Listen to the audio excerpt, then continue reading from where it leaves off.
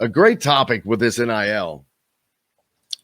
Steve Alford, Damon Bailey, Romeo Langford, Lily King, big time IU athletes that, or, Rick Mount at Purdue or Caleb Swanigan.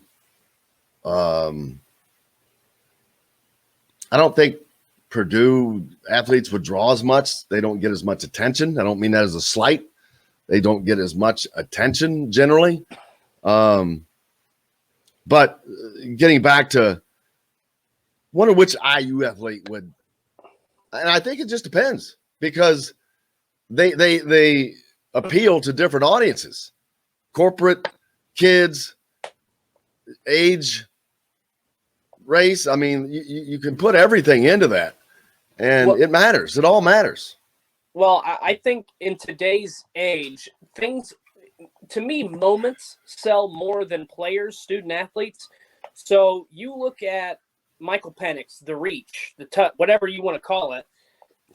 If he could have partnered up with one of the T-shirt companies that put that play on a T-shirt and said, you know what, I'm going to trademark this. You guys make the shirt, we'll split it 50-50 or however you're going to do that. He would have been able to make some money. He still can now. Yeah, exactly. He still can now. Christian Watford hitting the Watt shot to beat Kentucky. If you want to really go back, 30-some years, Keith Smart, the shot against Syracuse. That probably would have been a big money maker. Probably. That's a national championship winning shot, buddy. If he could have worked with an artist or a photographer and said, you know what, I'm going to trademark this shot. You do your thing. We'll split this 50-50. I think that moments are going to sell more than players. So if you have a big time moment in a big time game, I mean, you just think about this is in the NFL, but think about that catch that David Tyree made on the top of his helmet from Eli Manning in the Super Bowl to beat the Patriots. Imagine if that had happened in a college game. You probably wouldn't remember the player who made the catch or maybe even the quarterback, but you remember that moment. And so if a player can trademark that or, turn that into a profit, I don't see a problem with that. And like I said, the great example is right there in Bloomington with Michael Penix. But there's some athletes, maybe Kyle Schwarber. That's another guy who maybe could have profited off name, image, likeness. I don't know. There's a lot of really good athletes that have come through Indiana. Change the game.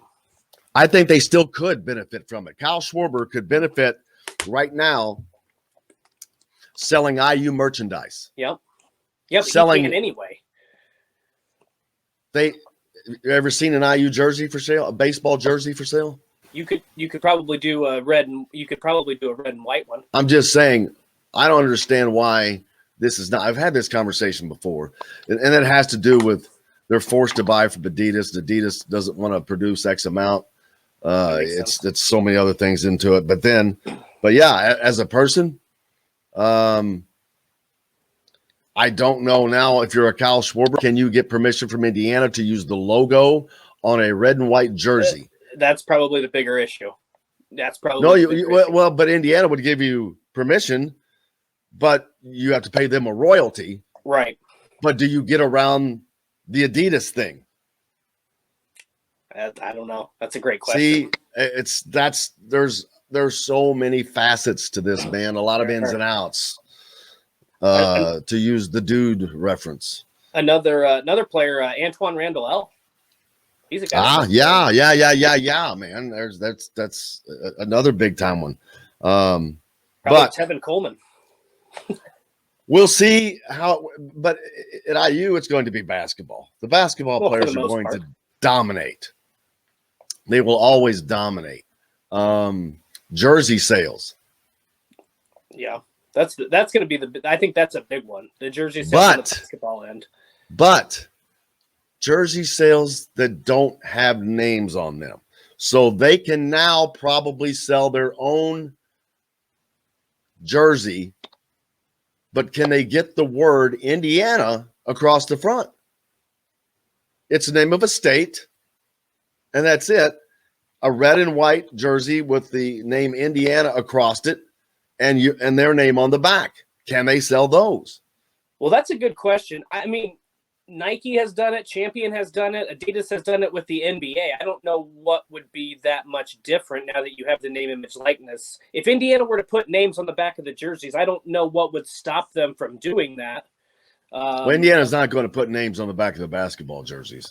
Well, then my guess is Adidas wouldn't do it either. But I'm saying, okay, so let's I'm talking about the individual players.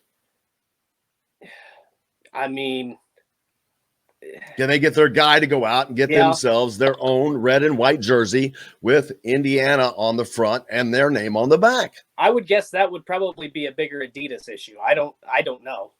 But see, Adidas doesn't have a contract with any of these players, and these players don't have a contract with Adidas. I don't know.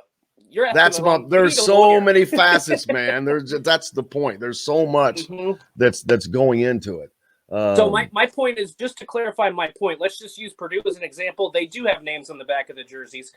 I don't think that there would be an issue with, I think they're Nike. I'm not sure.